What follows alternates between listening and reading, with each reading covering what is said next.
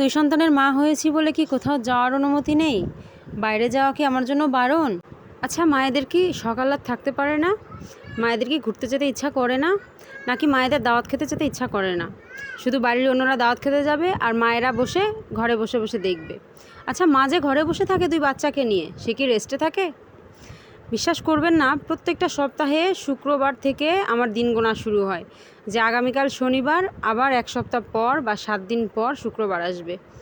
এই শুক্রবার আসলে চোখে কত স্বপ্ন বুনি যে একটু ছুটির দিন থাকবে, বাচ্চাদের বাবা একটু ছুটি পাবে, আমার মা একটু ছুটিতে থাকবে, আমার বাবা একটু ছুটিতে থাকবে, সবাই হয়তো আমাকে একটু রেস্ট দিবে। কিন্তু কই আর হয়, সেই শুক্রবার আসলে সবার চেহারা প্রকাশ হয়ে যায়। কারণ সবাই অফিস করে, সবার ছুটি আছে, সবার ভ্যাকেশন আছে। আমার তো আর ছুটি ভ্যাকেশন নিতে হয় না। তাদের মধ্যে আমি তো সবসময় বাসাতেই থাকি। আমার এমন কি কাজ? আমি তো আর অফিসও করি না, ইনকামও করি না। আমার আবার কিসের জন্য ছুটি দরকার? শনিবার থেকে পাতিলের গলা ধরতে হবে, শুক্রবার সন্ধ্যা পর্যন্ত গলা ঝুলবে, আবার শনিবার সকাল থেকে শুরু হবে। এটা হচ্ছে টিভি সিরিয়ালের মতো, শনি থেকে শুক্র। দেখেন, একটা শুক্রবার আসলে যখন চিন্তা করি একটু দেরি করে ঘুম থেকে উঠবো, তখনই সকালবেলা ঘুম থেকে উঠেই যত রকম ফরমায়েশ, বাচ্চাদের নিয়ে টানাপোড়েন। তো যাই হোক, এটাও একটা শুক্রবারেরই ব্লগ। শুক্রবার সকালেই ঘুম থেকে উঠে টুকটাক কাজকর্ম সেরে ঘর গুছিয়ে নিয়েই রান্না করতে চলে আসছি। তো আজকে বাবাকে জিজ্ঞাসা করলাম কি রান্না করব, বলতেছে রুটি বানাও। তো যেহেতু আম্মুও বাসায় আছে তাই রুটি বানাতে চলে গেলাম। তো আম্মুরা রুটি খাবে, সবাই মিলে একসাথেই রুটি বানাতে বসছি। তো এই তো রুটি বানিয়ে নিচ্ছি, আর এদিকে বাবুর বাবা ছাগলের খাবার মাখাতে গেছে। আমাদের ছাগলকে প্রতিদিন আবার চাইনিজ খাবার দিতে হয় সুন্দর করে মাখিয়ে চাকিয়ে। তো সে খাবার মাখিয়ে ছাগলকে খেতে দিল। আর এদিকে আমার নাস্তা বানানো শেষ। আজকে ঘন দুধের সেমাই রান্না করছি, শুধু দুধ দিয়ে। যেহেতু আমাদের বাইরের গায়ের দুধ, এই জন্য আমরা কখনোই পানি দেই না সেমাই পায়েসে। আর হচ্ছে আমার বড় ছেলে খায় জেলি দিয়ে রুটি, তো ওকে জেলি দিয়ে রুটি দিলাম আর চিনি দিয়ে খায়। আর আমরা ডিম ভেজে নিয়েছি। আর এরপরে ওর বাবা চলে গেছে ওর গাছ পরিচর্যা করার জন্য। এই দুটা হচ্ছে ওর খেজুর গাছ, 3টা খেজুর গাছ আছে ওর। এগুলো টবে ছিল, তো গাছগুলো এখন রিপোর্ট করবে, বড় জায়গায় দিতে হবে। গাছগুলোর কাণ্ড অনেক মোটা হয়ে গেছে, এই জন্য এই গাছগুলো চিটাগাং থেকে টেনে নিয়ে আসছে। আজ 3 বছর বয়স হচ্ছে এই গাছগুলোর। এত সুন্দর করে সে যত্ন করে গাছগুলো রেখেছে, শুধু শহরে মাটির অভাব, এই জন্য গাছটা ভালো জায়গায় বা বড় জায়গায় লাগানো যাচ্ছে না। তো যাই হোক, এবার একটু বড় জায়গায় দেখে লাগানো হলো। আর অ্যালোভেরা গাছগুলো আমার চিটাগাং থেকে নিয়ে আসা। আমার অ্যালোভেরা গাছ খুব পছন্দ, এই জন্য আমি রেগুলারই চেষ্টা করি একটা দুটো অ্যালোভেরা গাছ রাখার।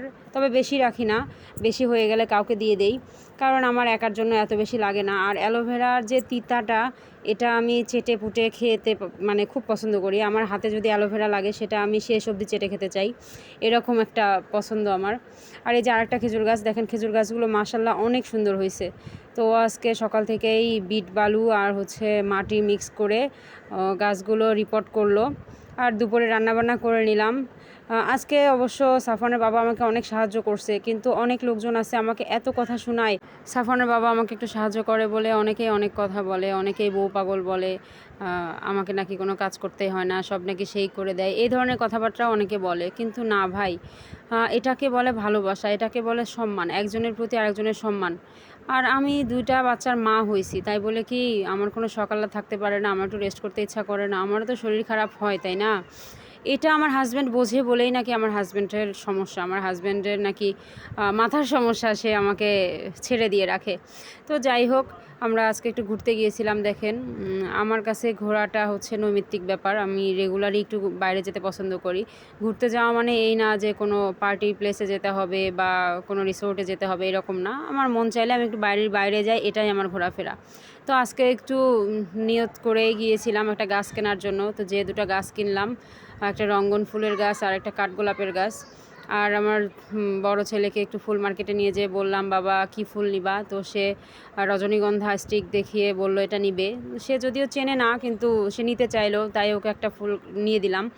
তো এরপরে একটু সাত মাথায় যেয়ে টুকিটাকি খাওয়া দাওয়া করে আমরা ফিরলাম। আর হ্যাঁ, আমি বাইরে যাওয়ার সময় কখনোই চিন্তা করি না যে আমার বাচ্চাদের নিয়ে বাইরে যাচ্ছি, ওদেরকে নিয়ে সমস্যা হবে, বা বাইরে যাওয়ার আগে কোনো প্ল্যান আছে, ওদের জন্য অনেক প্ল্যানিং করে জিনিসপত্র গোছগাছ করে নিয়ে বের হতে হবে, এরকম না। আমার যখন মনে হবে যে বের হব, আমি তখনই বেরিয়ে যেতে পছন্দ করি। আমার 2 ছেলে আমার সাথেই যাবে, ওরা আমার কাছে সহযোদ্ধার মতো। ওরা আমাদের কাছে এক্সট্রা কিছু না। তো আমাদের দুজনের যখনই ইচ্ছা হয় কোথাও যাব, তখনই আমরা হয় দুজনকেই নিয়ে যাই, নইলে একজনকে বাসায় রেখে আরেকজনকে নিয়ে বেরিয়ে পড়ি। আর বাইরে গেলে ওদের খাবার নিয়েও আমার কোনো দুশ্চিন্তা করতে হয় না, কারণ আমরা যা খাই ওরা সেটাই খায়। আর বলি বাপু, শুক্রবারের অপেক্ষা করি তার মানে এই না যে শুক্রবারের দিন আমি সারাদিন শুয়ে শুয়ে ঘুমাতে পারি। শুক্রবারের দিন একটুখানি রেস্ট পাই, মানসিক রেস্ট। কীরকম জানেন? ওর বাবা বাসায় থাকে, আমার আম্মু বাসায় থাকে, হয়তো অল্পটুক সময় হলেও তাদের কাছে বাচ্চাকে রাখে, ততটুক সময় মানসিক শান্তি পাই। কারণ প্রত্যেকটা দিন আমি বাচ্চা দুটোকে নিয়ে একা থাকি বাসায় আর কোনো পোকা প্রাণী থাকে না।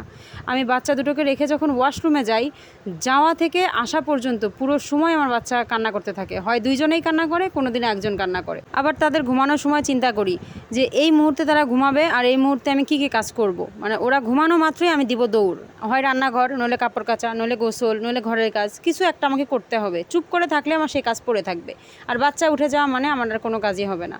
তো এইভাবে সারাটা দিন মানসিক ট্রমার মধ্যে দিয়ে পার করে আমি কাজগুলো সারি। এবার ক্যালকুলেশনটা আপনারাই করেন, আমি 2টা ব্রেস্ট ফিড নেওয়া বাচ্চাকে নিয়ে একা একা কী করে দিন পার করি। আর এই মানসিক ট্রমা দূর করার জন্য যখন একটু 7 দিন পর পর বাইরে যেতে চাই, তখন আপনাদের মাথা ব্যথা শুরু হয়, তাই না? অনেক কথা বলে ফেললাম, কেউ দয়া করে নিজের দিকে টেনে নেবেন না। আমি কাউকে পার্সোনালি অ্যাটাক করার জন্য কথাগুলো বলিনি, সকল মায়েদের কষ্টের কথা শেয়ার করলাম। জাস্ট ভিডিও ভালো লাগলে সাবস্ক্রাইব করবেন। ধন্যবাদ।